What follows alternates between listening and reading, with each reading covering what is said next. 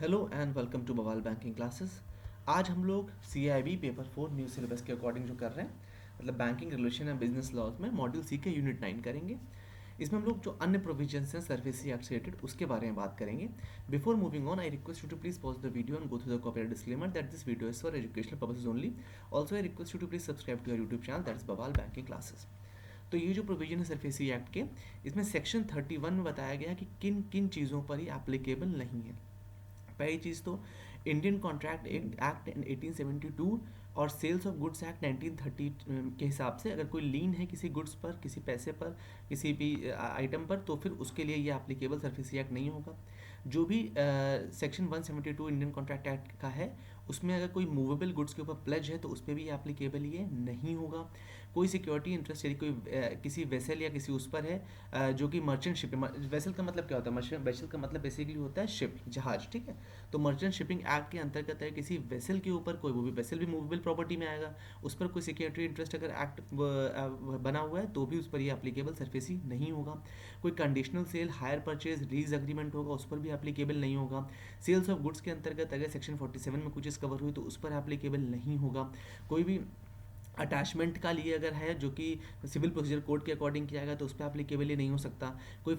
ये कोई financial asset जिसकी मतलब मान लीजिए लोन अगर 50 लाख का था लेकिन आज के डेट में बकाया सिर्फ 1 लाख से कम बचा है तो एप्लीकेबल नहीं होगा। मान लीजिए लोन अगर 10 लाख का था और अब जो आउटस्टैंडिंग है वो 20% से कम है, मतलब आउटस्टैंडिंग सपोज 1.5 लाख रुपए है, तो भी एप्लीकेबल नहीं होगा। ये सब हम लोग पहले डिस्कस कर चुके हैं।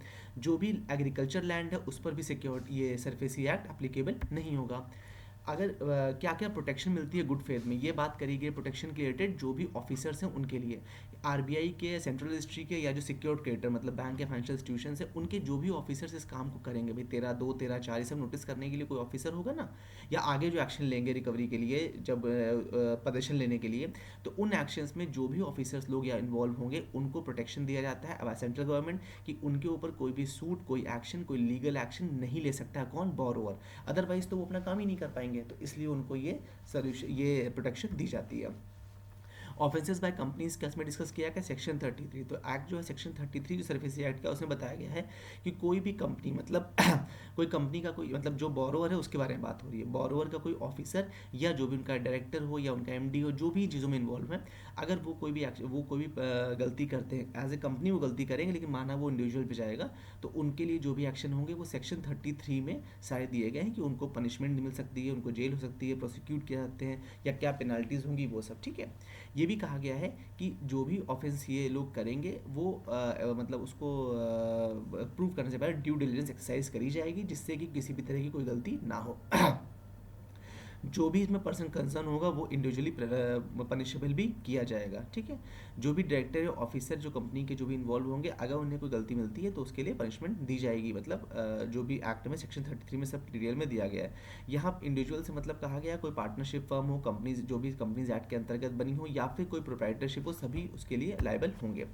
सिविल कोर्ट का इसमें कोई जुडिक्शन नहीं होता, ये हम लोग पहले भी पढ़ चुके हैं, ठीक है, कि मेट्रोपोलिटन पावर का होना चाहिए जज, वही इसको डील कर सकता है, कोई भी सिविल कोर्ट इसमें डील नहीं कर सकता है। जो सरफेसी एक्ट है इसके लिए ये भी कहा गया है कि इसके बाद कहा DRT एपलेट ट्रिब्यूनल्स का कॉन्सेप्ट रहता है ना, जो हम लोगों ने भी पहले पढ़ा था लास्ट वीडियोस में हमने देखा था, ठीक है। तो ये सब चीज़ें उसमें बनी रहेंगी। इसके लिए जो है रिकवरी ऑफ डेब्ट due to banks and financial institution act 1933 जो है उसके अंतर्गत इसमें एक्शन नहीं लिया जा सकता है। लिमिटेशन से मतलब क्या है? लिमिटेशन का मतलब है कि टाइम पीरियड, कब तक आप केस कर सकते हो। The action that secured creditor take against the security are required to be taken with the limitation period, ठीक है। तो सेक्शन 36 एफएससी एक्ट का, भाई आज अगर उसने डिफॉल्ट किया तो उसे 12 साल का टाइम रहता है, ठीक है। लेकिन ये नहीं है कि आपको 30 साल बाद याद आ रहा है कि अरे भाई हमने तो कंप्लेंट नहीं करी, ऐसा नहीं होगा ना, फिर बहुत टाइम हो गया, तो इसे बोलते हैं limitation period. That means the action has to be taken within 3 years और 12 ईयर्स, ठीक है। 3 साल से लेकर 12 साल के बीच में एक्शन हो जाना चाहिए जो भी डिफॉल्ट किया बोरो उसके लिए, यानी 20 साल बाद आप एक्शन ले रहे हो, तो लिमिटेशन पीरियड वो कहा गया। If after sale of security the claim is not fully satisfied and still there are any dues recovered the creditor is required to file civil suit. मान लीजिए लोन था 10 लाख का, आपने प्रॉपर्टी बेचने का तब 6 लाख कवर कर पाए, 4 लाख ही बच गया, तो उस 4 लाख को रिकवर करने के लिए जो क्रेडिटर है उसको सिविल सूट फाइल करना पड़ेगा सिविल कोर्ट में, ठीक है, या DRT में। लिमिटेशन, लेकिन लिमिटेशन पीरियड के अंतर्गत, उसके अलावा नहीं। Power of central government to make rules, इसमें देखिए सर्विसेज एक्ट में एडिशनल रूल्स जो भी चीज़ें हैं मॉडिफिकेशन है वो सेंट्रल गवर्नमेंट कर सकता है, ये बताया गया है। जो इलेक्ट्रॉनिक गैजेट इनका डिफाइन किया गया आईटी एक्ट 2000 उसके अंतर्गत ये कहा गया कि वो अलाउ करता है।